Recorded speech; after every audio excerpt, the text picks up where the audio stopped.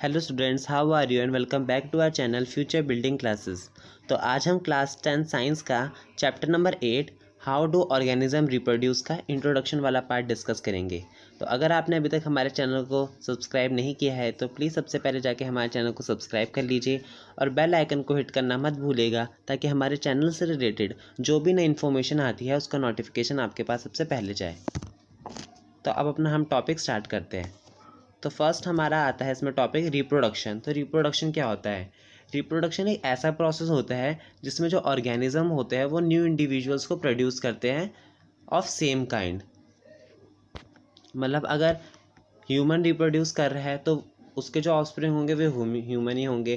Cat reproduce कर रहे हैं तो उनके जो ऑफस्प्रिंग होंगे वो कैट ही होंगे। तो reproduction is the process of producing new individual of same kind. अब एक बहुत ही इंपॉर्टेंट पॉइंट आता है, reproduction is not the defining property of organism. Reproduction किसी भी ऑर्गेनिज्म की डिफाइनिंग प्रॉपर्टी नहीं होगी। कोई ऑर्गेनिज्म रिप्रोड्यूस कर रहा है नहीं कर रहा है इसके बेसिस पे हम नहीं कह सकते कि वो लिविंग है नॉन लिविंग है।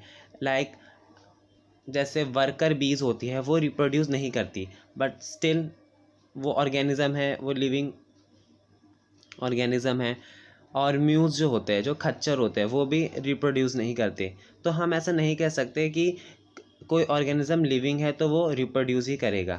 तो reproduction is not the defining property of organism. अब आप सबके मन में एक सवाल होगा कि ऑर्गेनिज्म रिप्रोड्यूस ही क्यों करते हैं? ऑर्गेनिज्म रिप्रोड्यूस इसलिए करते हैं ताकि लाइफ की जो चेन है वो बनी रहे। मीन्स अगर ह्यूमन रिप्रोड्यूस करना बंद कर देंगे तो आगे जाकर ह्यूमंस की स्पीशीज़ ख़त्म हो जाएगी। वैसे अगर कैट रिप्रोड्यूस करना बंद कर दे तो आगे जाके कैट की स्पीशीज़ ख़त्म हो जाएगी। तो रिप्रोडक्शन इसलिए इम्पॉर्टेंट है ताकि लाइफ की जो चेन है वो कंटिन्यू रहे, तो इसलिए ऑर्गेनिज्म रिप्रोड्यूस करते हैं। सेकंड टॉपिक आता है, do organism create exact copy of themselves? या ऑर्गेनिज्म अपनी एग्जैक्ट कॉपी बनाते हैं? इसमें हमारे दो केसेस आ जाते हैं। एक तो आ जाता है एसेक्सुअल रिप्रोडक्शन का और एक आ जाता है सेक्सुअल रिप्रोडक्शन का। तो एसेक्सुअल में तो एग्जैक्ट कॉपी ही बना देते हैं क्योंकि उसमें सिंगल पेरेंट से इन्वॉल्व होता है रिप्रोडक्शन के लिए। बट सेक्सुअल रिप्रोडक्शन में एग्जैक्ट कॉपी नहीं बनाते, मतलब आइडेंटिकल नहीं होते। ए सेक्शन में तो जो उनका ऑफस्प्रिंग होगा वो एकदम आइडेंटिकल होगा, बट सेक्सुअल रिप्रोडक्शन में आइडेंटिकल नहीं होता। तो इसमें पॉइंट है, nucleus of the cell contain DNA. तो डीएनए कहाँ पर होता है? न्यूक्लियस पे होता है। तो डीएनए की फुल फॉर्म बहुत इंपॉर्टेंट है, deoxy ribo nucleic acid which is a heredity material. Heredity material मतलब इसी के अंदर लिखा हुआ है कि जो भी ऑर्गेनिज्म है उसके फीचर्स क्या क्या होंगे। DNA replicate and form new sales causing variation. DNA जब सेल डिवाइड करता है तो डीएनए भी डिवाइड करता है और जो लाता है उसमें variation. So these new cell will be the similar but may not be identical to the original cell.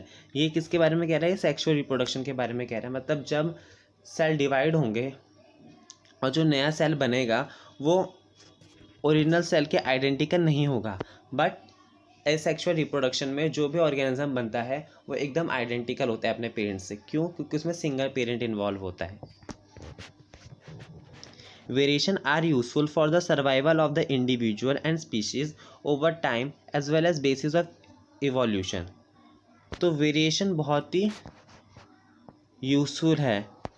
First, किसी भी चीज़ के अस्तित्व के लिए, मतलब वो चीज़ रहे उसके लिए वेरिएशन बहुत इंपॉर्टेंट है। मतलब अगर कोई न्यू एनवायरनमेंट आ जाता है और कोई न्यू उधर स्पीशीज बॉर्न करिए तो वो अपने आप को उसी के अनुसार क्या कर लेगी? ढाल लेगी, अपने आप को अडेप्ट कर लेगी। सेकंड, डेवलपमेंट के लिए, और ये बेसिस है इवोल्यूशन का, क्योंकि अगर वेरिएशन नहीं होगी तो इवोल्यूशन भी नहीं हो पाएगा। मतलब जैसे बोलते थे कि सबसे पहले हम बंदर थे, देन उसके बाद और डेवलप हुए और डेवलप हुए, तो हमारे में क्या है? वेरिएशन आई, जिससे अब हम ह्यूमंस हैं। तो वेरिएशन बहुत ही इंपॉर्टेंट है। एक तो अस्तित्व के लिए, अडेप्ट करने के लिए भी वेरिएशन बहुत इंपॉर्टेंट है क्योंकि वेरिएशन स्पीसीज को हेल्प करता है to adapt themselves to the particular environment. और किसके लिए? ये बेसिस है इवोल्यूशन का। तो इसी के साथ हमारा इंट्रोडक्शन वाला पार्ट कंप्लीट हो जाता है। होप आपको इंट्रोडक्शन वाला पार्ट अच्छे से समझ में आ गया होगा। ऐसे करके हम अपने सारे टॉपिक कवर करेंगे इस चैप्टर के। स्टिल आपको कोई डाउट हो तो आप कमेंट करके पूछ सकते हो। So thank you and have a nice day.